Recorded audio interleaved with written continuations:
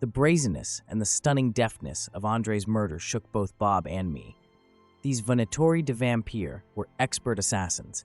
Still, I had my investigation to complete, and that clock was ticking away.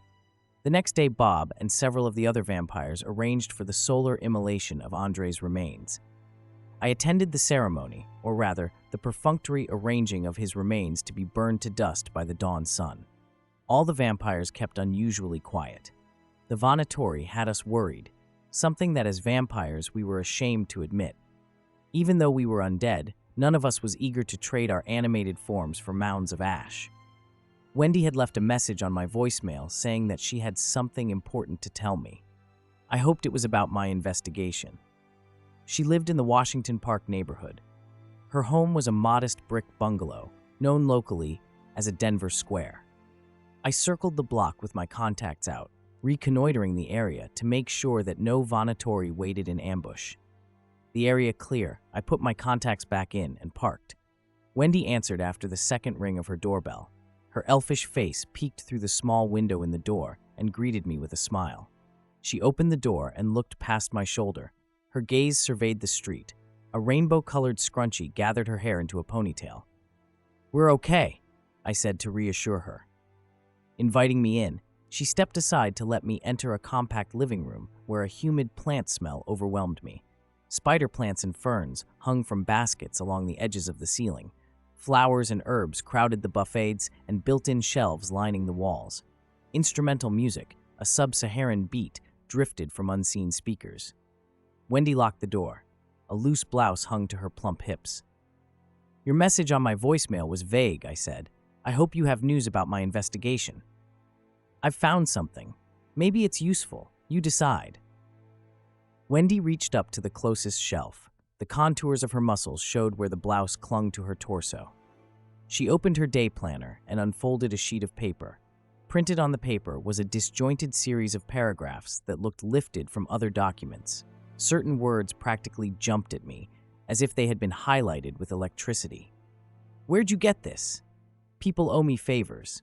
Your story about the nymphomania at Rocky Flats fascinated me. I wanted to see if it had happened before." I read her notes aloud. The first outbreak was reported in 1947. According to the Shaves County Health Department, 5 women in Roswell, New Mexico, succumbed to what they called heightened female sexual nervosa. "Nymphomania," Wendy interrupted. "I figured that." The second outbreak was recorded by Greene County, Ohio, health officials in 1952. 3 women treated for heightened sexual nervosa. "Nymphomania," she interrupted again, "just in case you forgot." "Fine, thanks." The next date startled me. 2 women treated for nymphomania in 1969. Here in Denver? She motioned for me to sit on the cushions grouped around a coffee table. There weren't any chairs in the room. Actually, it was in Jefferson County. There's not much more than that. The Department of Energy confiscated the records. DOE? How far back did this conspiracy go? When did they confiscate the records? Shortly afterwards, in 1969. I settled into a cushion and rested my elbows on the coffee table as I reread the list. "What's the connection between all this?" She sat next to me. "You're the detective. You tell me." My eyes sifted through the words and searched for clues that would hook into my investigation. But at the moment, nothing. "It's interesting. Let me study it more." I folded the paper and slipped it into my pocket. "Thanks. Good work." Wendy got up and padded on bare feet toward the kitchen. "You're not too busy for drinks, are you?" In the time I've been a vampire, this was the first occasion a woman, even if she was a dryad, had asked me into her home for a visit. The sensual coziness surprised me.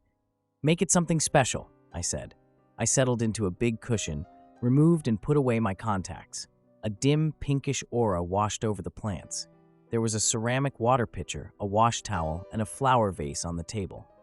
Wendy returned holding a plastic cafeteria tray with a bottle of Shiraz, a creamer, and 2 goblets which didn't match. Her aura looked like transparent green glass. She set the tray on the table and sat cross-legged next to me. Wendy's naked feet had an inviting sexual allure. Her manicured toes added the notion of erotic preparation. My aura pulsed in anticipation. Wendy looked away. This made my aura brighten in annoyance. We supernaturals used our ability to read auras to outwit humans. Now this power betrayed me. I took a calming breath and let my aura smooth out. Wendy pushed the creamer toward me. I got Yu's blood for you. I mixed it with my wine. The opaque blood turned the Shiraz cloudy. The myth is that Yu's blood and certain red wines enhance sexual potency. Wendy's green eyes sparkled. Really? Her teasing made my aura burn. Being the vampire, I was supposed to manipulate the woman. She pulled the scrunchie off and shook her head. The ponytail separated into luxurious curls. My aura burned brighter. I sipped the blood wine cocktail. A coppery aftertaste slid down my throat. Smiling, she twisted a lock of hair between her fingers. How many of the nymphomaniacs have you talked to? 3. Wendy tapped her foot against my ankle. Did they try to seduce you? Actually, they did. At the same time? Lucky you. No, it wasn't like that. Wendy placed her hand on my knee. Were any successful? No, there were difficulties. Man problems?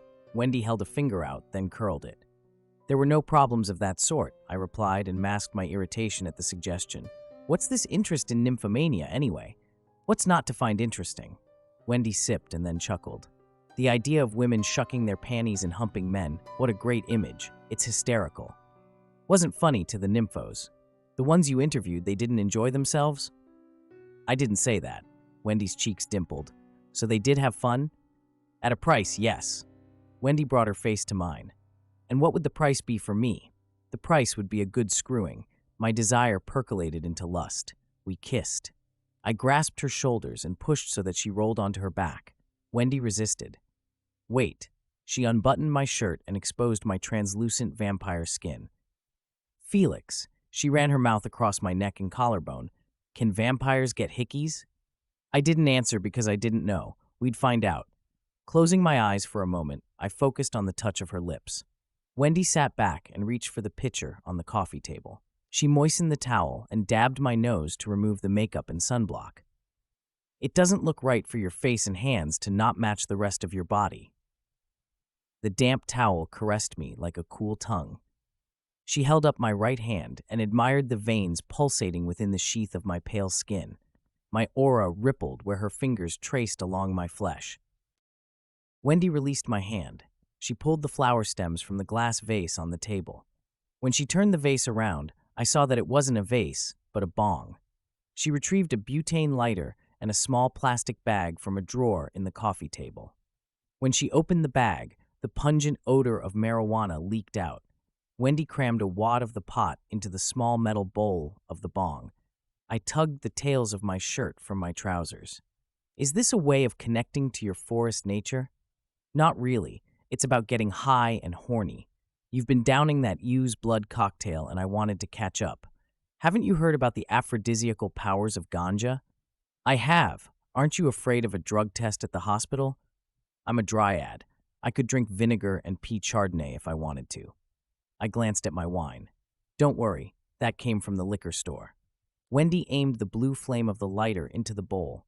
She sucked on the barrel of the bong and gurgled the water. The burning weed glowed orange. She held her breath and passed the bong to me. I took a big hit and immediately coughed. She exhaled a puff of smoke and giggled. What the hell was that? Weren't you in the army? I haven't gotten toasted since I've been a vampire. I tried again, taking shallow breaths. Wendy took the bong and inhaled several more hits. Her aura took on a creamy haze. It changed from green to yellow, then orange and finally red, like a human's. I blinked to make sure I wasn't hallucinating. What was that? Marijuana, like a lot of other drugs, causes your spiritual center to shift from chakra to chakra. My own aura darkened from orange to red. My center of gravity sank from my chest to my groin, as if it were an elevator going down. My head became light, and a warm sensation swelled into my crotch. Wendy watched and nodded. I like what's happening to you, and so did I. But the yellow aura, the only time I've seen that before was when I questioned the nymphos under hypnosis. Wendy closed her eyes. Tendrils of smoke drifted from the corners of her smile. Perhaps the nymphomania is rooted in spiritual displacement. My center of gravity floated upward into my torso. I set my hand on the floor to steady myself. My aura turned orange again. Maybe there's a level of psychic awareness between the planes that vampires and dryads occupy, a different type of supernatural, not with an orange or a green aura, but yellow. Wendy grinned, her eyes remaining closed. What could that be? She blew smoke rings and relaxed against a big cushion. Her aura changed again, like a liquid jewel turning different hues. Tiny rosebuds in all colors sprouted among the curls of her hair. Was there no limit to her surprises? A euphoric numbness muted my senses. My heart matched the tempo of the music seeping through me. The sexual tension grew into a thirst I had to quench with her body. Her hooded eyes pulled with a magnetic power. I set my arms alongside her head and lowered my face to kiss her. My orange aura curled through the air like a flame. The scent of 1,000 blossoms swirled around us. Her warm lips found mine. I pushed away to reposition my hands so I could unbutton her blouse. The roses in her hair had grown into a crown. Wendy plucked a red blossom and fed it to me. The petals disintegrated between my teeth, leaving a taste I could only describe as a mood, passion.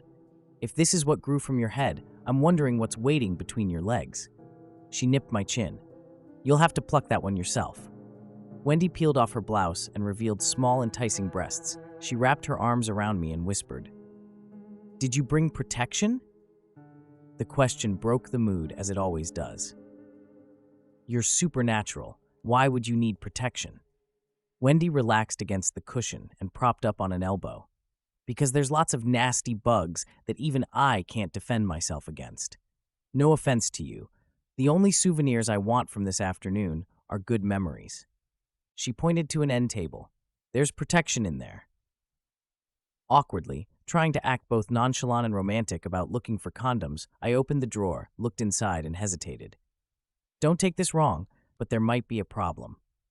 Wendy shimmied out of her jeans and red bikini panties. Aren't there any? I lifted a packet. Oh, there's plenty. Problem is, they're all super magnum triple extra large. Wendy raised an eyebrow. And the problem? There's no problem for me, but I don't mean to disappoint. Oh, Wendy gasped. I get what you mean. Those were from an old boyfriend. He was big down there, really big. Whew. She held her hands apart as if she were describing a trophy catch. The guy belonged in a zoo. Thanks for sharing. Nothing like the mention of an old flame and his humongous wanger to cool my ardor, even if I am a vampire. Was he a supernatural too? Wendy took the condom and dropped it back into the drawer. No human. He was an intern from the hospital. It was purely physical. Physical. Like that was supposed to make me feel better. I was a vampire, a notorious king of seduction. How the hell was I being upstaged by a mortal? Wendy rummaged in the drawer and found a regular-sized condom. After a while, the novelty wore off, and we called it quits. No big deal. Except for that, I mean, a penis that size was quite a find.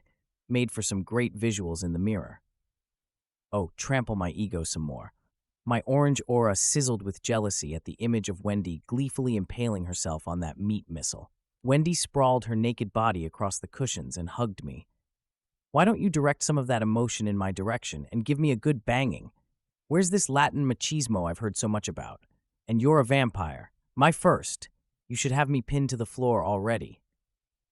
She rubbed her neck against my face. The sensation of her blood surging through juicy veins only millimeters beneath her skin inflamed my desire. My fangs grew. I'd show her a vampire. We rolled on the cushions to smooch and fumble until I was naked too. Fang me, she groaned and arched her neck back. I dragged the tips of my elongated incisors against the tender skin of her throat. I'd pierce her skin but not drink the blood. Wendy's aura flashed bright like an alarm. Finally, I had her libido on full burner. She would forget all about Moby Dick. She pushed me off and sat up, the roses scattered from her hair. Someone's at the back door. Wooden steps creaked faintly. So it wasn't my prowess that had set off her aura. Could it be vânätori de vampir? Adrenaline pumped into my muscles and prepared me for a fight. I yanked my trousers on, stood, and went through the kitchen to the back door. Suddenly modest, Wendy pulled on her blouse and crept behind me. The silhouette of a man darkened the curtain on the door. He raised an arm. I pushed Wendy back. Our feet tangled and we toppled over. The window glass exploded. A clay jar on a kitchen shelf shattered and sprayed us with flour. A gloved hand reached through the broken window and fumbled with the doorknob. I rolled away from Wendy. She placed her hands and feet against the wall and climbed up. I sprang to the ceiling. attempting to cling and haul my body upward where I could surprise the attacker from above. But my fingertips couldn't hold, and I dropped to the floor. This vampire power failed me again. Instead, I crouched, my legs flexed and readied to propel me forward. My fangs jutted out. I'd strike at his face, blind him, and then rip open his throat. Gun or no gun, our attacker was about to die. The door lock released. The door swung open. The instant I saw the intruder block the open doorway, I zapped him with my vampire glare. Dark wraparound sunglasses shielded his eyes. Damn, I couldn't hypnotize him. I took a mental snapshot. A red aura blazing like the fire from a rocket nozzle surrounded his hefty bulk. Tall, easily 6'4". A big man who knew how to use his muscles. Black leather jacket. A head like a rectangular hunk of stone topped with short, wiry blonde hair. Was he the same gunman who had chased me into the ditch with an M16, and the guy who broke into my apartment and whacked me on the head? How did he know I was here? Was he stalking me? Who did he work for? Wendy tucked herself next to the overhead cabinets above me, like a moth trying to hide. He shifted his weight to one side. The afternoon sunlight burst around him and flooded the kitchen to scald my naked torso. I stumbled backwards toward the counter and clutched the air in pain. Through tearing eyes, I glimpsed the long barrel of a silencer jerked toward me. A plastic bag covered the pistol, a professional killer's trick to catch ejected casings. I knocked over a row of bottles on the counter. Instinctively, I snatched one bottle and blindly hurled it at the gunman. He ducked when the glass bottle shattered against the doorframe by his head and splashed olive oil. His pistol fired. A bullet tore into the ceiling. Wendy flinched. Flakes of plaster rained down. Fumbling with the next bottle, I threw it wildly and smashed it on the floor between his feet to make him dance as vinegar doused his legs. I clutched the next bottle and knocked loose the glass stopper. The liquid splashed on my skin and burned like acid. The pungent odor of garlic oil stung my nose. I yelped and jumped back. A bullet gouged the countertop inches from my hand. Desperately, I grabbed another small round bottle and cocked my arm. "Not that one," Wendy shouted. Too late. My arm whipped around and the bottle shot from my hand. The bottle struck above the door and sprayed the gunman with liquid that immediately turned into a white cloud of vapor. The spikes of the gunman's aura blunted and writhed, signaling his confusion. His pistol trembled. He teetered against the door jamb, fired again, and missed. A fine mist from the vapor settled on my skin and soothed the burning pain. An intense, sweet, flowery smell overcame me. Dizzy, I leaned against the counter to keep from falling over. Wendy groaned in disbelief and floated to the floor. The sunglasses couldn't hide the alarm in the gunman's expression. The spikes of his aura became short and dense like fuzz. His posture relaxed. He smiled, a wide slash of big teeth. The gunman walked toward me, holding his left hand up to reach for my face. I wanted to shrink away from him, but didn't. From the depths of my confusion, I felt the swoon of anticipation. His thick fingers clasped the back of my neck. He pulled me forward tenderly. Wrinkles and tiny pockmarks marred his complexion, yet I found him irresistible. His smile condensed as his lips pressed together. Our lips barely touched. Droplets rained on my skin. Immediately, my desire turned into mortification. The face which seconds ago seemed handsome now repulsed me. Both the gunman and I shoved each other away. He squeezed his tongue between his teeth as if to scrape away any taste of me. Likewise, I wiped my mouth in disgust. More droplets drizzled onto my skin. Wendy worked the trigger of a small brass spritzer to mist the gunman and me. As my skin absorbed the droplets, my revulsion intensified. The gunman retched and staggered out of the kitchen doorway and onto the back porch. "Next time, Felix," he yelled. "Next time." He lurched toward a wooden gate at the far end of the small yard. I lost my would-be assassin in the dazzle of the afternoon sun. A car door slammed in the alley. The sudden squeal of tires meant someone had been waiting for him. Wendy set the spritzer on the counter and didn't move until the sound of the car faded. She tiptoed over the broken glass on the floor, seemingly unaffected by the lingering vapor. She pushed the kitchen door closed and pulled the curtain tight over the window. The darkened room calmed and soothed me. I slid against the counter cabinet until I rested on the floor. Spots danced across my vision. "What the hell happened?" "You threw a bottle of love potion," That's what saved you." She raked her fingers through her tresses, now stringy and oily. "You can see what it does to my hair." "I'll buy you shampoo." Wendy pointed to the spritzer. I had to counteract the potion with a repulsion tonic. Not that I wasn't tempted to watch you and our visitor go at it, but I have dibs on you. He can wait for his turn. It'll be a long wait. I hope so. He wasn't a vampire hunter, was he? She asked. No, he wasn't from the group who attacked me before, but I'm positive he was the guy who whacked me on the head. He's come after me at least twice already. Then who is he, and who sent him? I'm guessing the same people behind the cover-up at Rocky Flats. I was warned my investigation into the nymphomania was more important than murder. I didn't figure that might have meant my murder. I picked up a fragment of the bottle that had contained the love potion. Maybe this was the cause of the outbreak. Wendy shook her head. I doubt it. It's love potion, not Spanish fly. Did any of the women mention falling for their, conquests? No. The outbreak was all about grinding genitals, plus their auras changed colors from red to yellow. The gunmen's didn't. So why come after you? She pulled a candle and matches from a counter drawer. What makes you such a threat?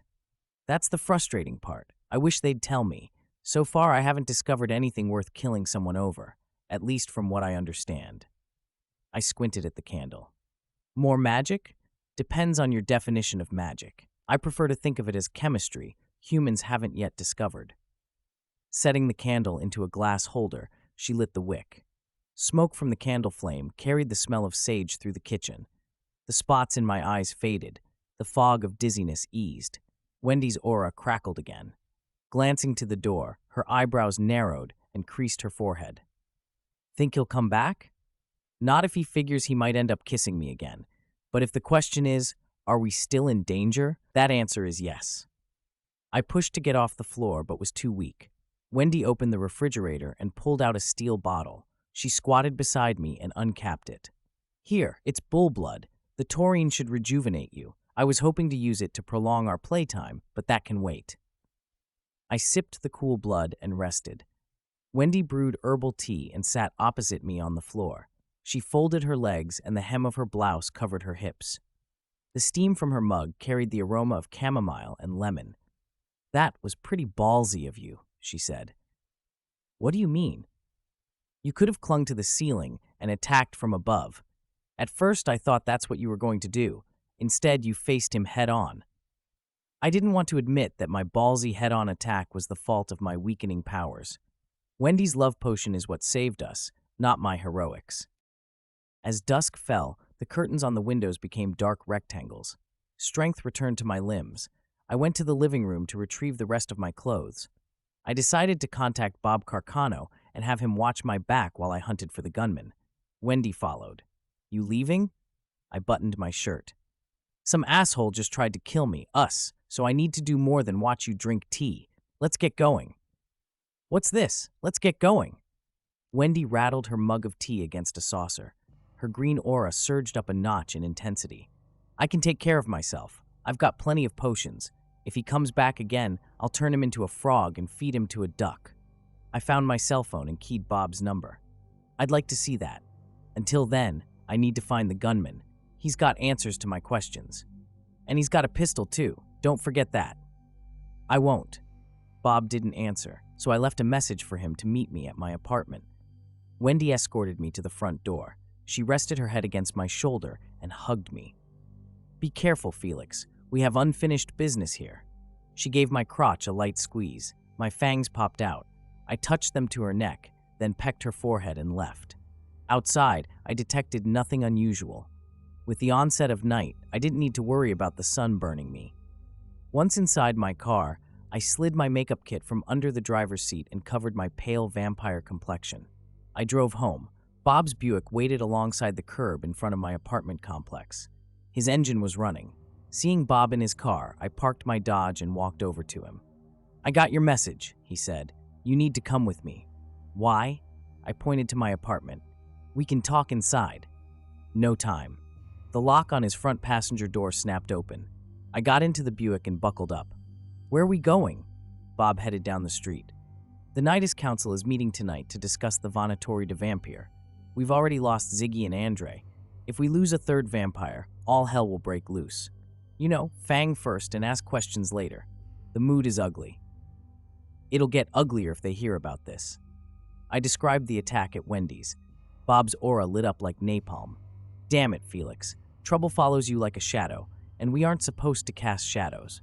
How do you know this gunman wasn't a vampire hunter? Because he came after me with an automatic and a silencer, not with a crucifix and a wooden stake, and he knew my name. No shit, this does make things uglier. That settles it. Settles what? Tonight, you tell the Nydus what you know about the vampire hunters and this hitman. After that, you leave Colorado, disappear. Bullshit, I'm staying to finish my investigation. Because you gave your word to a friend at Rocky Flats? It's a matter of principle. What about your principles regarding the rest of us? And Wendy, have you bothered to think about what that gunman intended to do to her after he plugged you? I doubt he was going to give her a sympathy card and flowers. You let me worry about Wendy. Bob stared at his outside mirror. His aura shrank around him. Did you hear me, Bob? Yeah, I heard you. He divided his attention between the road and the rearview mirrors. We're being followed. Immediately, my fingers and ears buzzed. I tipped my head to check the mirror outside my window. A Ford Crown Vic pulled close. A black one. They're right on us. Vânätori? Bob accelerated until we about tapped the bumper of a delivery truck in front of us. I turned my head around to see. The Ford surged into the oncoming lane of traffic and gained on us. A familiar aura filled the passenger side of the windshield. Not vampire hunters. It's him, I said. The gunman from Wendy's place. The gunman's aura flared. Get down, I yelled to Bob. A swarm of bullets punched out our rear window. The gunman paused, as if reloading. His big hands manipulated the pistol. He kept his gaze fixed on me. His eye sockets seemed chiseled out of a head massive enough to use as a battering ram. He leaned from the window of the Ford and waved the driver to speed up. My fangs sprang out. I reached across Bob and grabbed the steering wheel. He tried to push me away. What the hell you doing? Taking the offensive. I spun the steering wheel to the left. Our Buick bashed against the Crown Vic. Sheet metal crumpled. Trapped within the door window, the gunman flailed his arms and yelled in panic as I slammed our car inches from his body. After enduring these last days of having been chased and shot at, my Kundalini Noir coiled in vengeance within me. I've had enough. This son of a bitch is gonna pay. I let go of the steering wheel. Take it, Bob. Keep our rear window even with the gunman. I dove into the back seat. I smacked the window and shattered it. I reached for the gunman and seized his thick arm. We locked gazes. I didn't hypnotize him, as I wanted him to feel the pain of every cut and bruise I was about to inflict. I bared my fangs and growled. He blanched with terror and tried to yank free. What are you? I laughed at him. Your executioner. The cold night air whistled past as we hurtled down Spear Boulevard, he and I bridging the gap between our cars. I couldn't reach to bite him, so I punched him in the face. Blood spurted from his nose and over my fist. His pistol fell and bounced onto the street. I don't care what kind of a freak you are, Felix, he shrieked. The wind pushed blood across his cheek. We'll stop you. We who? I paused from punching him again. Stop me from what? Stop you from living. The gunman drew his free arm and brandished a switchblade. Too late for that. I parried the knife and grabbed this arm as well. Bracing myself against the inside of the Buick's door, I yelled, Now, Bob, stop! He slammed on the brakes. Our car skidded and swerved. The gunman's arms tugged against mine. He screamed. His bones cracked. I held fast until his body jerked from the Ford's window. Then I let go. His shoes flew off. He helicoptered in the air and flopped face down on the street. A car behind us had nowhere to turn and skidded over him. Thump, thump. Bob revved the engine. We whipped around to the opposite direction. Centrifugal force flung me across the back seat. Cars honked and dodged around us. The Ford locked its tires and stopped. The driver hustled out and fired a pistol. 2 slugs whapped into our trunk lid. We raced away and took the on-ramp to Interstate 25, heading north. No one followed. I climbed back into the front seat. Bob merged into traffic. You like to make enemies, don't you, Felix? Doesn't have to be about me. Maybe they don't like Buicks.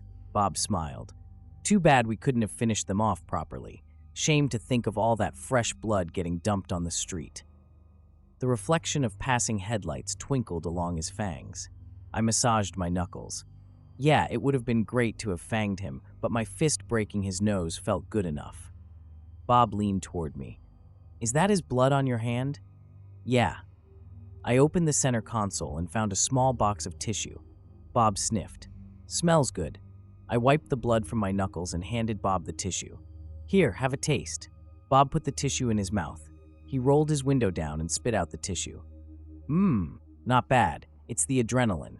Drinking donated blood gets bland after a while. A police car with flashing lights approached on the opposite side of the highway and continued past us. You just killed a man, Bob said. I know, and you feel no guilt about it? Only that I didn't kill him earlier. So you're okay now to drink human blood? The question sounded hopeful, as if the correct answer would eliminate any lingering tension between us. The death of that goon changes nothing, I said. What would, Felix? Forgiveness. I was surprised I let myself admit it. That simple? Bob looked at me, his fangs peeking from under a dismissive grin. Sounds like you need religion. Sounds like you need to shut up. Bob's grin went flat. He stared straight ahead and floored the accelerator. The highway curved to the right.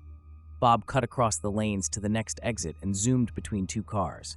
The exit took us into the 5 Points area north of downtown. He turned on Brighton Boulevard, a long strip of industrial businesses and warehouses deserted at this time of the evening, then slowed for a red traffic light. My fingers tingled. We're not safe. Bob's aura simmered. He adjusted his rearview mirrors. I sense it too. Where are they? The light turned green. Bob tapped the gas pedal. We rolled through the intersection. An older model Dodge cargo van zoomed at us from the left. The intense glow of red human auras filled the windshield. Familiar auras, vampire hunters. Vânätori, I warned. Look out!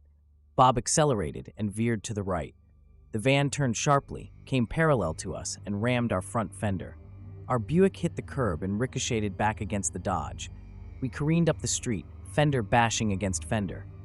The side cargo door on the van sprung open. A bearded man in a long coat and a wide-brimmed hat pointed the muzzle of a double-barreled shotgun at Bob's window. The window exploded into a shower of glass. Blood sprayed inside the Buick. Bob clutched his neck and gagged. The vampire hunter lifted the shotgun and aimed for me. I snatched the top of the steering wheel and pushed. The Buick surged to the left. The door pillar knocked against the shotgun just as it went off.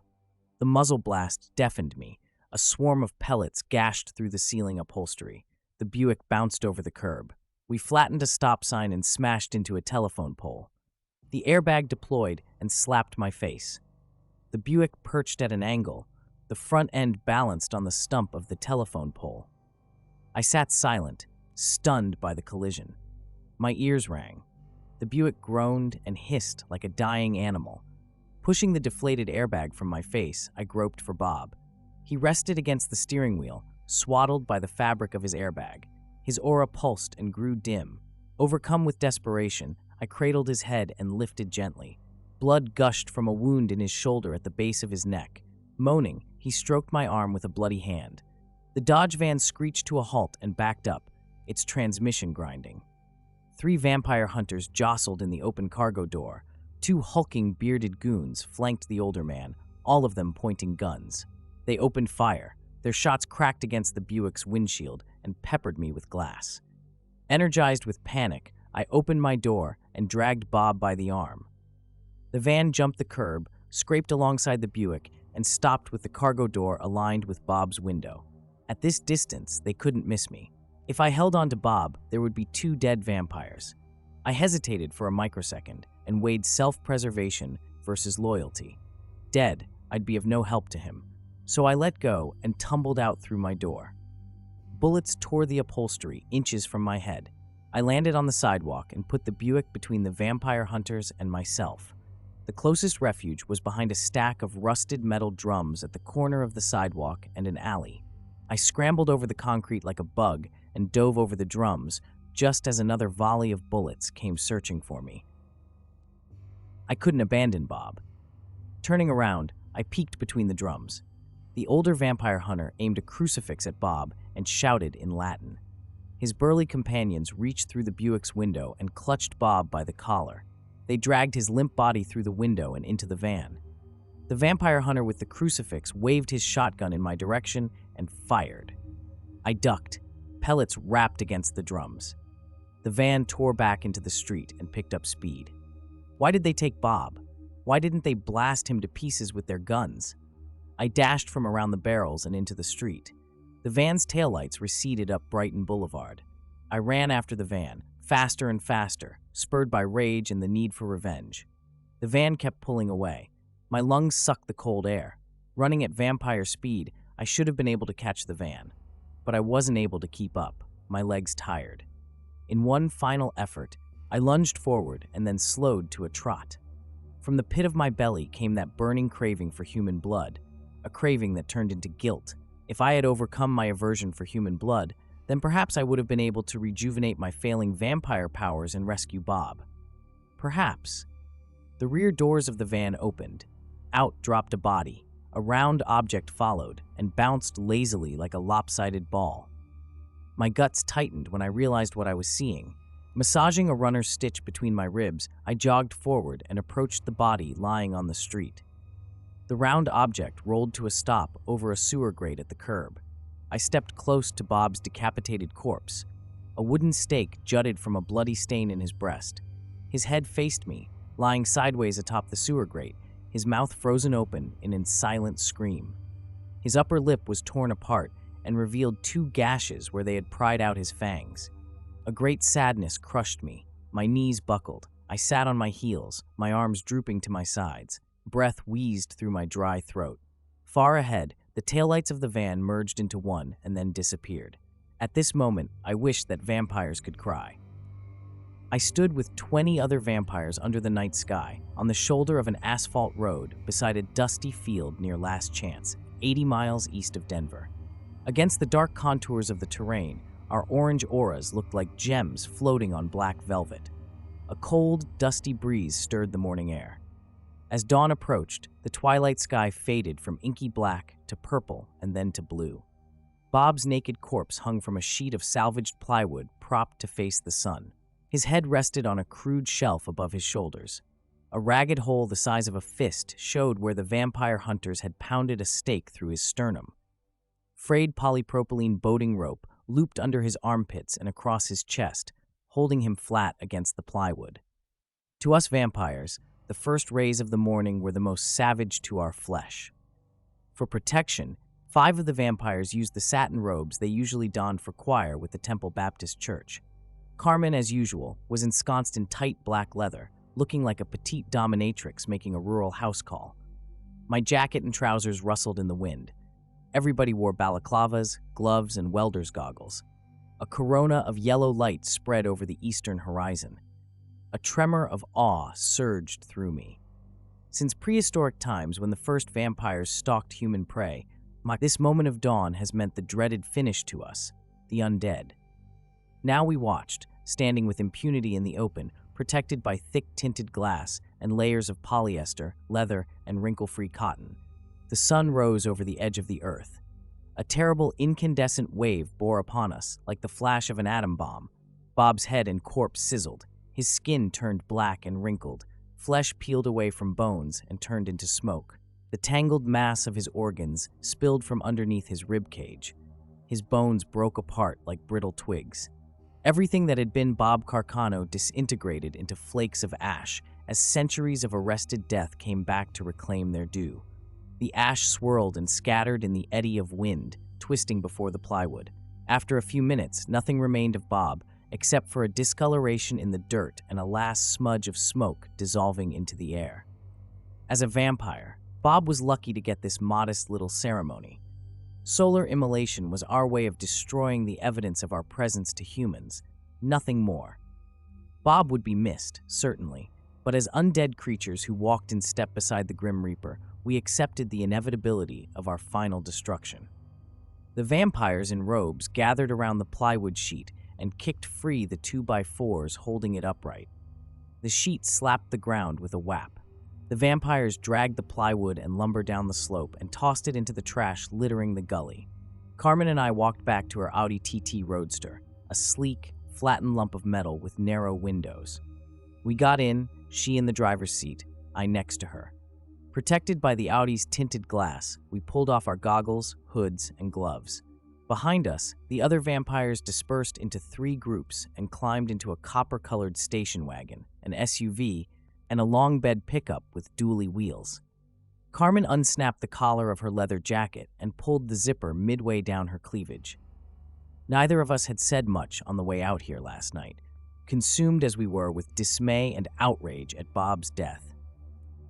She plucked a plastic bottle from between her seat and the center console and proceeded to smear her face with coconut-scented SPF 90 sunscreen. Tiny golden Aztec calendars dangled from each earlobe. With Bob gone, the Denver Nymphos chose me as its new leader. I held my palms up for her to give me some of the sunscreen. I thought that position went automatically to the most senior vampire in the community. That would be Mel. Under normal circumstances. Carmen squirted the lotion into my hands. Because of these vânätori attacks, the Nymphos wanted someone younger and more ruthless. I dabbed the sunscreen on my cheeks. And that would be, you? Yes, me. Carmen unzipped her jacket further and exposed breast cupped within a black leather bra. She buttered the tops of her tits with sunscreen. The first question from the Nymphos to me as the new leader was, what was I going to do about your investigation? She flicked her black hair over one shoulder and rubbed sunscreen onto her neck. Before you answer, be aware that the question came directly from the Araneum. My aura spiked defensively. What's it to them? The Araneum insists that we focus all our attention, at the expense of all other obligations, on finding and destroying the vânätori, on taking direct action. You mean killing humans outside of self-defense? Chalet, this is self-defense. Carmen pursed her lips and applied blood-red lipstick. She flipped down the sunshade and looked at the vanity mirror. Laminated pictures of Frida Kahlo and the Virgin of Guadalupe were pinned next to the mirror. Of course, Carmen wouldn't see anything in the mirror, but the interior of the car. Do you know what I hate most about being a vampire? Fixing my makeup without a mirror. Carmen slapped the sunshade against the interior ceiling. How many more vampires have to die before we do something? She smoothed her hair. And the police? She polished the sunglass lenses with a tissue. Subsisting on chalices and donated blood hasn't made us that complacent. We can cover our tracks. What does this have to do with my investigation? She put on her sunglasses and tugged at the corners to make sure they fit tight. If things get, sticky, I'll need you. These vampire hunters use guns. You have experience with firearms. And getting shot, too. Don't forget that part. Want to see my scars? Carmen peered over the tops of her sunglasses and gave me the once-over. She zipped her jacket to cover most of her cleavage. Some other time. I put in my contacts. Now that I was unable to see auras, the world looked inert and unfinished. She started the Audi and honked the horn. The station wagon honked back. Carmen pressed the gas pedal, and her car darted off the shoulder of the road. Gravel pinged against the chassis. When the tires bit into the asphalt, the Audi lunged forward and we accelerated toward the highway. Carmen cocked her thumb to the tiny back seat. Give me that portfolio, will you? The portfolio sat atop a pile consisting of cross trainers, a yoga mat, and a gym bag. I placed the portfolio on my lap and stroked the Cordovan leather. Pretty nice. Expensive, no doubt. Si, un regalo. Carmen nodded simply. A gift from one of my chalices. Like your leather outfit? Like my leather outfit. I tapped the instrument panel.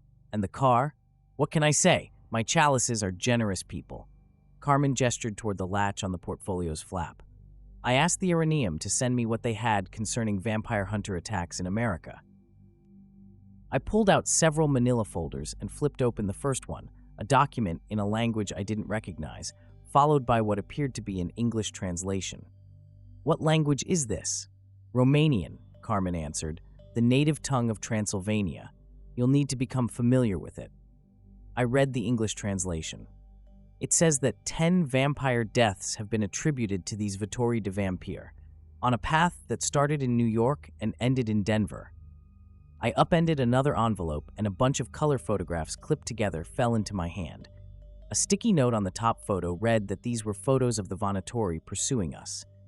On the back of each picture was the name of the man depicted.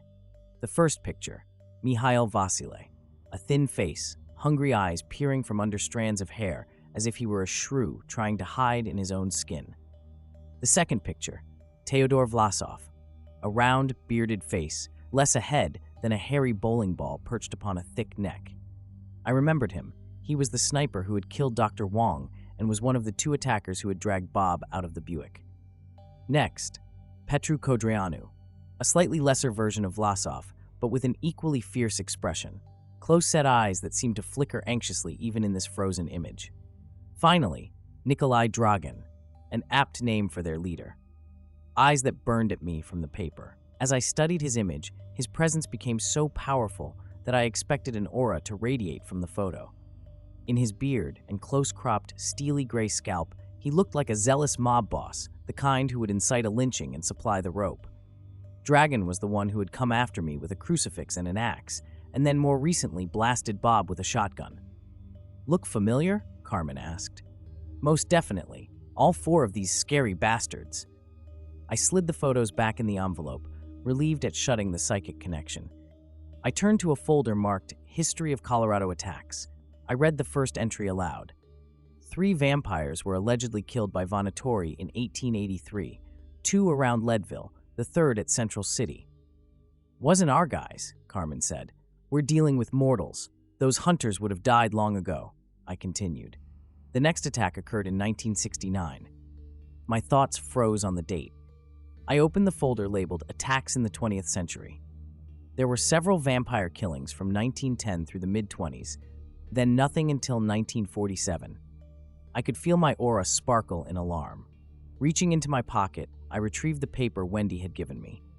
I compared her list of nymphomania outbreaks with this record of vampire murders.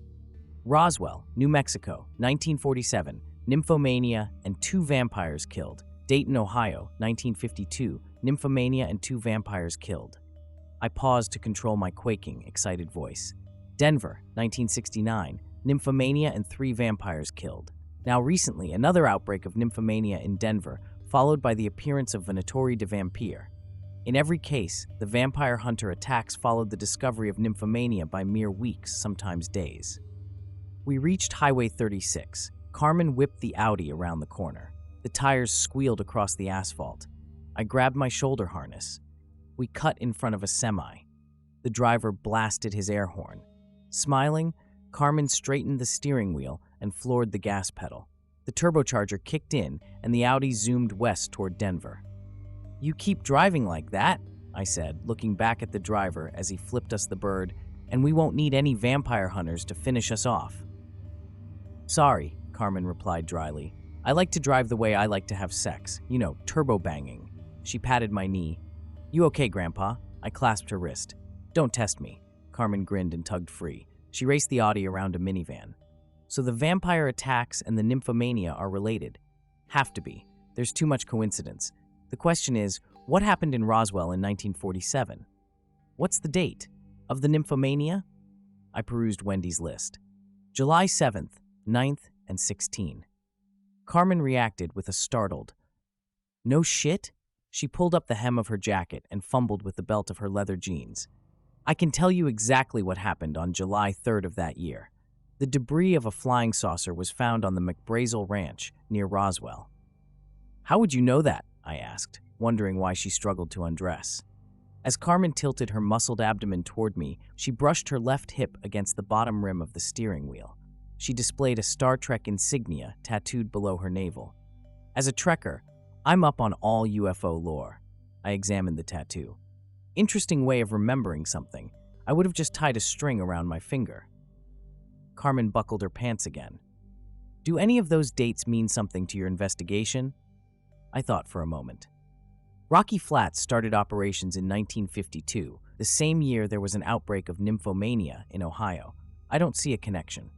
Then in 1969, there was a plutonium fire at Rocky Flats, the so-called Mother's Day fire.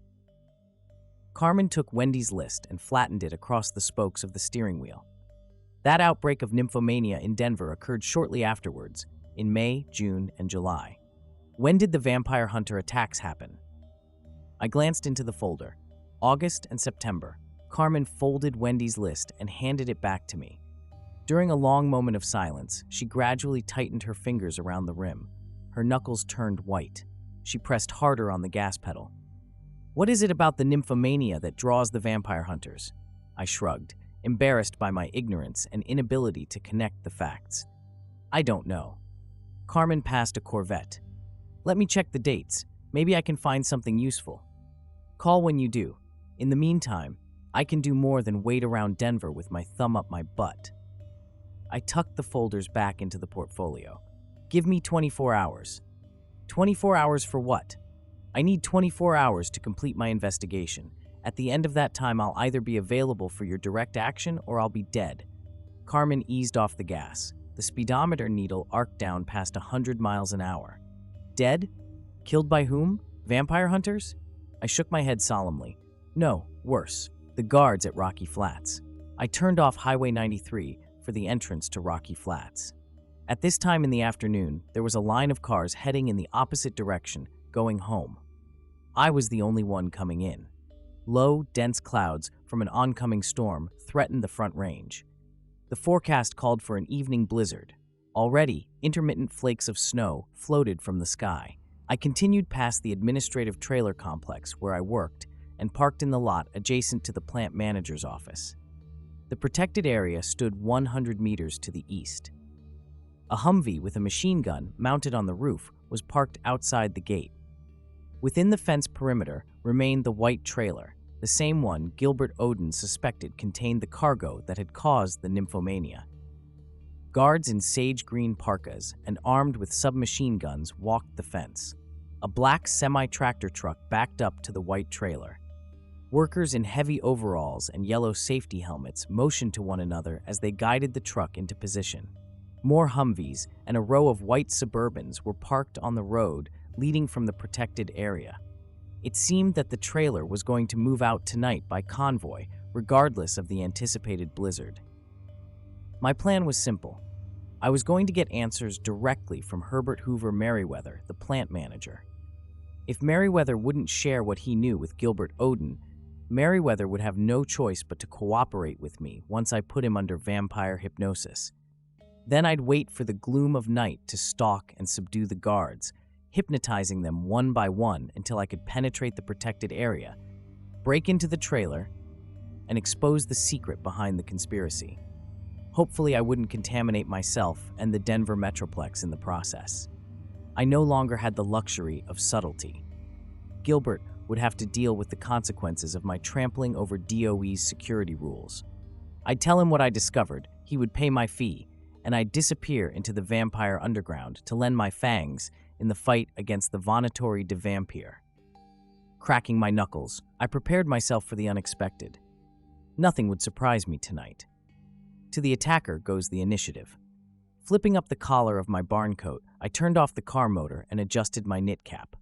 I clipped my ID badge to my coat, got out of my Dodge, and tread carefully across the icy sidewalk to the front door. Past the second set of glass doors, a guard stood in the lobby.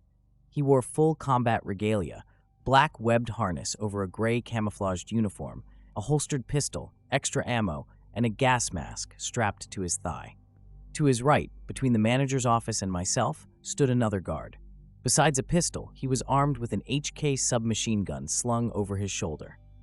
Both guards stood taller and more alert when I came in and stamped snow from my boots. They glared at me, no doubt suspicious of why I wore sunglasses on a dark, snowy afternoon. The first guard read my badge. "What's your business here?" Merriweather paged me. The second guard stroked the forestock of his submachine gun. "You'll have to see him later. He isn't available." The second guard took a position behind his comrade. Neither of them stood more than 10 feet away from me, and their eyes stared into mine. Perfect. "Then please give this message to him." Carefully, so as to not provoke the guards, I removed my sunglasses. The closest guard's aura flared with alarm. His eyes opened wide and bugged out. "Holy," he froze in mid-cry. The second guard stepped back. His aura flashed bright. The two of them stood motionless like a pair of mannequins. I didn't know how long I'd be with Merriweather, so I would have to fang the guards to keep them quiet. I bit them and dragged their limp bodies to an empty office and shut the door. I put my sunglasses on again and approached the thick door to Merriweather's office. My vampire hearing caught him murmuring on the phone. He hung up. Remembering that his desk was to the left, I opened the door, entered, and turned, locking the door before I released the knob. Merriweather sat behind that wooden barricade he called a desk. His dark complexion matched the leather of his high-backed executive's chair. His squat, square-shaped head looked as if it had been screwed into the collar of his off-white turtleneck sweater. He gasped when he saw me and immediately fumbled with a drawer. I reached for my sunglasses to subdue him. Merriweather pointed a Sig Sauer 9mm pistol at me. "Don't move." My hand stopped where it barely touched the glasses. "Careful now, that's not a stapler you're holding." His thumb released the safety catch. "How'd you get in?" I walked. I wiggled my fingers to signal that I wanted to remove my sunglasses. "May I? It's dark in here." I said, "Don't move, wise ass." Merriweather shouted, "Security." He scowled and repeated, "Security." When he realized that no one was coming, his expression tightened and his finger curled on the trigger. "What did you do to my guards?" "Sang them a lullaby." The cell phone in my pocket buzzed and vibrated against my keys. Merriweather flinched, but kept his gaze and the muzzle of the Sig Sauer trained on me. "Don't answer." "I don't intend to." Merriweather glowered. After my cell phone stopped buzzing, he reached for the phone on his desk. In the instant he turned his eyes from me, I would fling off the sunglasses and zap him. He hesitated from dialing his phone and squinted at me. "Step back. Keep your hands where they are." My cell phone buzzed again. "You're a popular man," he groused. Merriweather waited impassively until the buzzing stopped and diverted his eyes to his phone. I took my sunglasses off. He flipped his gaze back to me. "I told you not to move." "What the?" The whites of his eyes looked like two enameled discs against his purple-black complexion. His shoulders jerked back and his finger clutched the trigger. The Sig Sauer fired. I ducked and broke focus with Merriweather's eyes before I could control him. He dropped behind his desk, his aura so agitated with panic that it left a trail of sparks in the air. I lay prone on the floor, supported by my fingertips and toes. I crawled toward the desk, quiet as a tarantula. He groped for his phone, pulled it off his desk, and jabbed the buttons. The phone cord hung off the side of the desk close to me. I wrapped my hand around the cord and yanked. The phone jerked free, thumped against his side of the desk, and whipped over my head. The phone crashed into the floor, breaking into pieces. Nervous gulps betrayed his location on the other side of the desk. I circled to the right. My cell phone buzzed again. Now he knew where I was. Merriweather's aura surged over the desk above my head, giving me enough of a warning to get ready. He lunged over me, leading with his pistol. He fired 2 wild shots into the carpet. I grabbed his hand and hooked my index finger behind his to block the trigger from moving again. I stood and faced him. I twisted his arm. Our eyes met again. Merriweather froze in terror. I grinned. "Boo," he went, and then relaxed, dazed, open-mouthed. I grasped the Sig Sauer by the barrel, unwrapped his fingers from the grip, and took the pistol. His hand slowly dropped until it thumped against the desk. I slipped the gun into the pocket of my barn coat. Holding his hand, I pushed him until he plopped back into his chair. I kept our gazes fixed and walked around the desk. His sleepy, hooded eyes followed mine. My fingers tingled. We were being watched. "Merriweather, is there a video camera?" He pointed weakly to his right and whispered, "On the top shelf. Security must have seen us. They were bound to come in here, guns blazing. I needed to plan an escape." "Where's the video feed?" "Over there." He gestured to a cabinet on his right. "A private system? And the audio pickup?" Merriweather touched the tape dispenser. "None of this is hooked up to central security?" I asked. "No." "Why?" He managed a tired chuckle. "The first rule of DOE, cover your own ass well." This was good news. The cavalry wasn't coming. Still, I had to destroy any evidence of my vampire persona. I held his hands and massaged the webs between his thumbs and forefingers. "Close your eyes." He did. After several deep breaths, Merriweather's head tipped to the left. His aura swirled slowly around him like the water in a smooth-running brook. I let go of his hands. Plaques and photos from his Navy career lined the top shelf. A black ball the size of an orange rested on the far end. I got up on my toes to examine the sphere of dark, translucent plastic. It sat on a round base. Barely discernible inside was a tiny video camera. A thin cable ran from the back of the ball to the gap between the shelf and the wall. I followed the cable down the wall to where it fit through a hole in the top of a cabinet. Kneeling, I pulled the cabinet doors. Locked. I rested my knee against the cabinet for leverage and pulled hard, calling on preternatural strength. The handles dug into my fingers. I pulled harder. My strength didn't materialize. Frustrated, I examined my hands, wondering how much of my power I had lost. I retrieved Merriweather's 9mm from my pocket and aimed at the lock. If no one had heard the previous 3 shots, then I should be okay. I fired. The bullet smashed into the lock, and the doors bounced open. Inside the cabinet on the top shelf lay a Sony video recorder with a fresh bullet crease across the top of the case. The red recording light was still illuminated. Under the recorder stood rows of videotapes, each labeled with a date scribbled with a marking pen. I put the pistol back in my pocket, pressed the recorder's stop button, and ejected the tape. A shredder rested over the top of Merriweather's garbage can. I yanked the tape from the cassette and fed the tape into the shredder, watching shiny black confetti dump into the garbage. I turned to Merriweather. I studied his neck the way a chef would a cutlet. My fangs extended. After putting him in deep hypnosis, I was going to probe his mind and scrape out every detail he knew about the nymphomania and the cargo in the trailer. My cell phone vibrated again. Annoyed, I pulled it out of my pocket and read the display. It was Wendy. Had all the calls been hers? 4 calls in less than 10 minutes. What was the urgency? Merriweather looked peaceful. I had time to answer Wendy and then fang him. I put the phone to my ear. "Yeah, Wendy?" A man's voice growled. "Felix Gomez, you shit from Satan. Listen to this." His words carried a pronounced accent. "Vânätori." My vampire senses went on alert. Wendy screamed, "Felix, it's a trap. Don't." The phone bumped against something, and the man spoke again. "You want to save this witch? Then come get her, vampire, at the Soda Creek wrecking yard in Evergreen." "Hold on. Where?" "You heard me. You have 2 hours." He snapped and hung up. The dilemma squeezed my head as if I were caught in a vice. Either stay and solve the conspiracy while Wendy died a horrible death, or rescue her and lose the chance of finding out what remained hidden in the white trailer. I was close to unraveling the conspiracy. The trailer waited 100 meters away. A memo on Merriweather's desk stated that they would leave as soon as tonight's storm passed, which was forecast for 3 a.m. All I had to do was find out what was inside the trailer, and this assignment was as good as over, thankfully. Except now the vampire hunters had Wendy. Why had they taken her? Because I had escaped from their trap twice, and rather than chase me again, they offered her as the bait I couldn't refuse.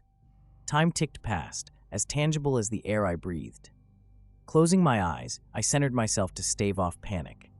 I massaged Merriweather's hands. His sluggish pulse quickened slightly. "Merriweather, what's in the trailer?" His eyelids fluttered as his mind struggled to rise through the subconscious state my hypnosis had put him in. "Red light." "God damn it, I know that." I fought the urge to shake him in frustration. A vehicle rumbled to a halt outside on the parking lot. 2 doors opened and slammed closed, followed by the crunching of heavy steps on the gravel around the building. It was certainly more security guards. I held my breath and listened as 2 men entered the building and called out for Merriweather's sentries. They yelled frantically, clearly having found the guards I'd left asleep in another room. I had run out of time to interrogate Merriweather. Dropping his hands, I clenched my fists in frustration. My hope was to escape before the guards charged in here. The safest way to flee was out the window next to the glass display case. I stepped quietly to the window and unlocked the latch. A guard tried the door and discovered it was locked. I jerked the window open and pushed out the screen. The guard kicked the door and called out, "Merriweather, are you okay?" The guard yelled to his partner, "Call Central Security. We have an Amber Tango situation." I sprang through the window and landed on the freshly fallen snow. Behind me, the guard broke the door open and yelled, "I see him! He's going out to the side." I sprinted along the wall and turned the corner. I lunged for my car's door and expected to feel a bullet claw into my back. Once inside, I gunned the engine, spun the Dodge around, and headed for the plant exit. A guard ran out of the building and fired as the curtain of falling snow enveloped me. I raced toward the plant exit, my head throbbing with anxiety. Everything about this case was one big snarl of trouble that grew more confused and desperate by the minute. Maybe I could get to Wendy, and maybe I could get into the trailer, but first, I had to lose these pesky guards. Up ahead, a striped pole dropped across the exit lane along the right side of the guard shack. Red lights flashed on the pole. A guard came out of the shack and readied a submachine gun. He waved for me to stop. Flooring the accelerator, I aimed for the pole. The guard brought the gun up to his shoulder. Just as I approached the guard shack, I veered to the left and shot out through the entrance lane on the other side of the shack. In the rearview mirror, I could see the guard chasing after me, but by the time he had a clear shot, I was out of range and lost in the snow. Nevertheless, I felt obliged to flip him off as I turned on the highway and headed to Evergreen. My squeaking wipers arced through the flakes crusting my windshield. I called information for the address to the wrecking yard. Like any good private investigator, I kept local street maps under my car seat. I fished them out and alternated my attention between the icy road and searching for the address and directions to the wrecking yard. Could I rescue Wendy and still solve this case? It was a little after 5 in the afternoon now. Wendy's captor had given me 2 hours, which meant they expected me around 7. I had 10 hours at the most to drive to Evergreen through this blizzard, get Wendy, and return before the convoy left. The task seemed impossible. The vampire hunters were waiting to ambush me, obviously. In turn, I knew where they were, and now so would all the vampires in Denver. I called Carmen. She answered on the second ring. Her breath was labored but relaxed. "Felix, it's you. I've just finished teaching my butt and gut class. Good thing you called. I found something else about the Roswell UFO." "That can wait," I replied. "The vânätori have captured Wendy Teagarden." Carmen remained silent. She then spoke sharply. "When did this happen?" Anger slashed through her voice. "Where is she? How did you find out?" "They called on her cell phone.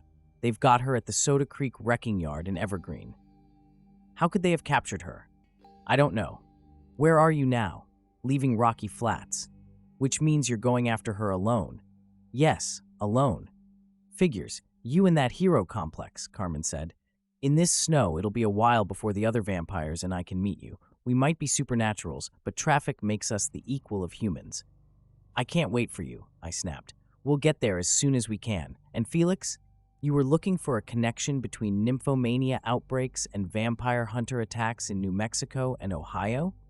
And do you remember that the recent outbreaks and attacks started after a UFO crashed in Roswell? I zoomed around a van. Maybe we could go over this later. Give me a minute. The remains of the UFO and its crew were moved from Roswell to Wright-Patterson Air Force Base, just outside Dayton, Ohio, the second location of the nymphomania. I eased off the accelerator.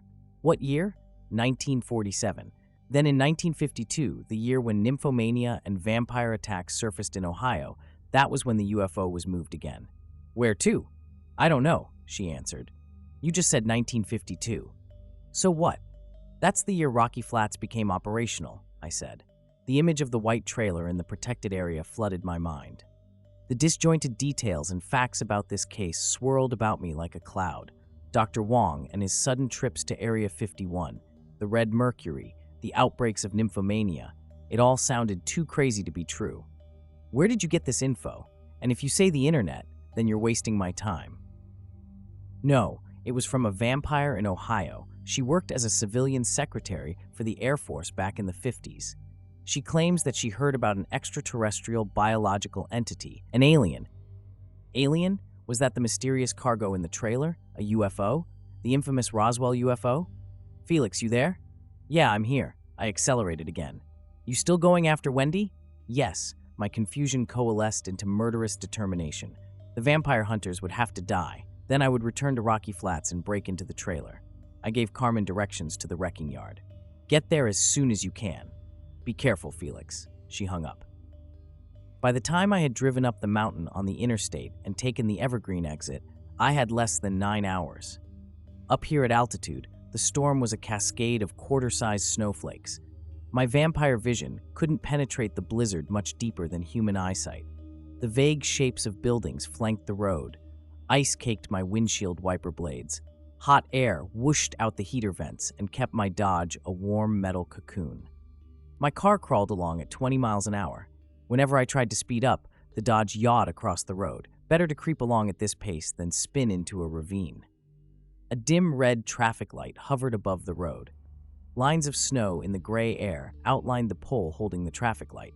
A green rectangle smudged with snow hung from a cable. The sign said Byron. I turned right, passing a no outlet sign, and followed the road winding up the hillside. To the left, behind a snow-encrusted chain-link fence, construction equipment looked like giant prehistoric beasts hunkered down for the winter. Down to the right, oblong cylinders of natural gas tanks lay nestled together under a blanket of snow. A vacant two-story building loomed on the left. The road curved to the right, past rows of storage sheds. Up ahead, a plywood sign rested against a telephone pole. Snow trickled down the spray-painted scrawl, Soda Creek Wrecking Yard. My tires abruptly spun. The transmission whined. My Dodge slowed. I dropped into first and nudged the gas. The rear tires spun again. The car slid to the right and then backwards. The hill was too steep. This was as far as I would get on wheels. I turned the steering to straighten the Dodge and let it settle with a thump against a pile of rocks marking the edge of the shoulder. The heavy snowfall turned the glow of the street lamps into orbs of hazy luminescence. In the diffused light, a wire fence materialized in the haze of the snowfall. Scattered behind the fence were derelict cars and a tow truck. At the far perimeter of the yard stood a simple, prefab metal building with a pitched roof. I searched for auras betraying the presence of humans lurking behind cover. Nothing. This place was lifeless as my refrigerator, and about as cold. I rubbed my hands in the hot air blasting from the vents and tried to absorb as much heat as I could. My watch said 6:43. Time to move. I turned off the car's motor and tugged my knit cap low on my forehead. I pulled Merryweather's Sig Sauer out of my pocket and checked the magazine. I had plenty left for the 4 vampire hunters. Those I didn't shoot and kill outright, I'd finish off with my fangs. My Kundalini Noir coiled expectantly, relishing the thrill of impending violence. Stepping out of the car, I stashed my keys and the pistol in the pocket of my barn coat. I cinched my gloves. My boots crunched into the snow. The sound sent a shiver up my back to remind me how much we vampires hated these frigid temperatures. A chilly dankness was okay, but this cold was bitter enough to freeze me into a big popsicle. The snow fell with a hiss. Halfway to the wrecking yard, I turned around to get my bearings. Snow an inch deep already covered my car's windshield. My fingertips tingled. I sensed I was being detected but not watched, as if some force were tapping into the energy of my aura. Perhaps it was Wendy.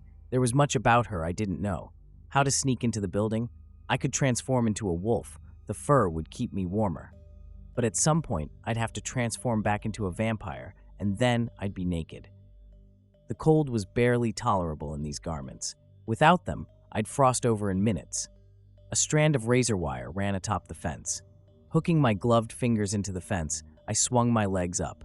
I balanced on top of the fence, then hopped between the spiraled strands of the razor wire and dropped to the ground.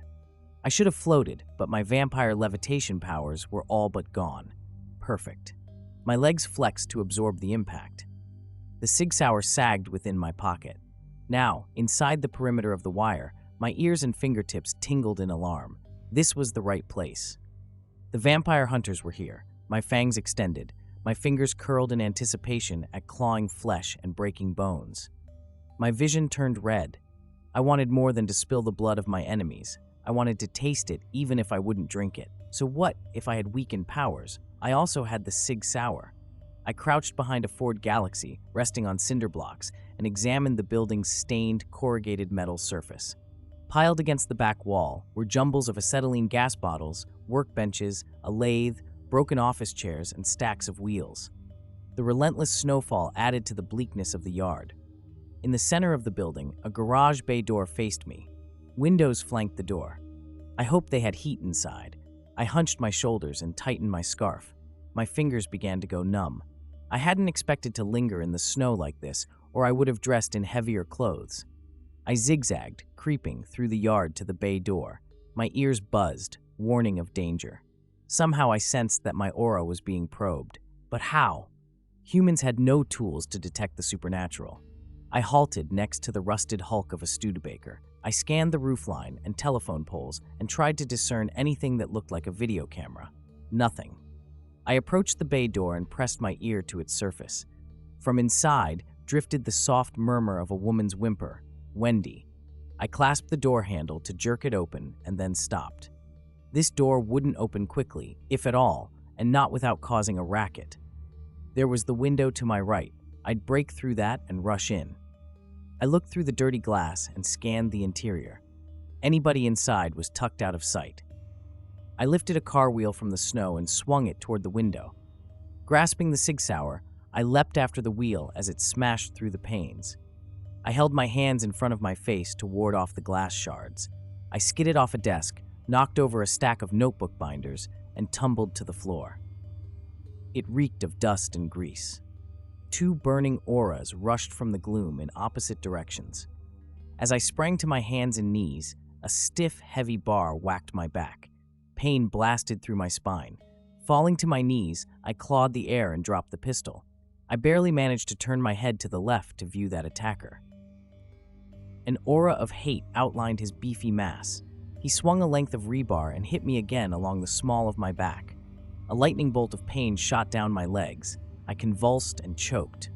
From my right, a pole with a thick, open hoop on the end, like a set of jaws, reached toward my neck. My nostrils flared at the metallic smell, silver. I grasped the pole, but the shaft slid through my weakened grip until the hoop closed around my neck. The silver burned the bare skin of my throat. I gagged in pain. A tall, bearded man twisted the pole so that the silver hoop singed and choked me. His scowling face matched the photograph of Nikolai Dragan, the vânätori leader. The pain and panic kept me from focusing a vampire stare upon him.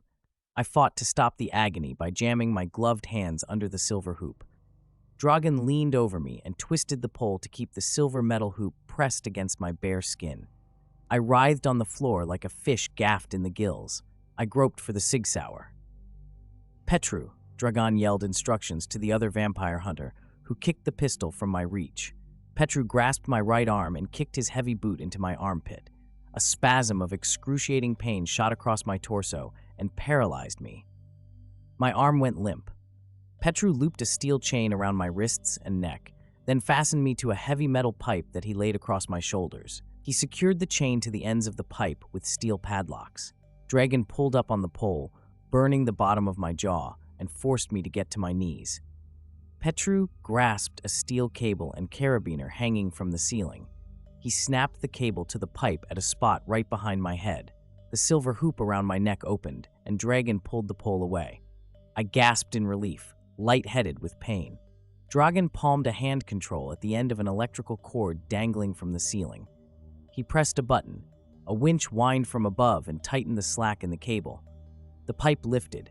The chain squeezed around my wrists. My shoulders were wrenched upward. Dragan kept raising the pipe until I danced on tiptoes, crucified.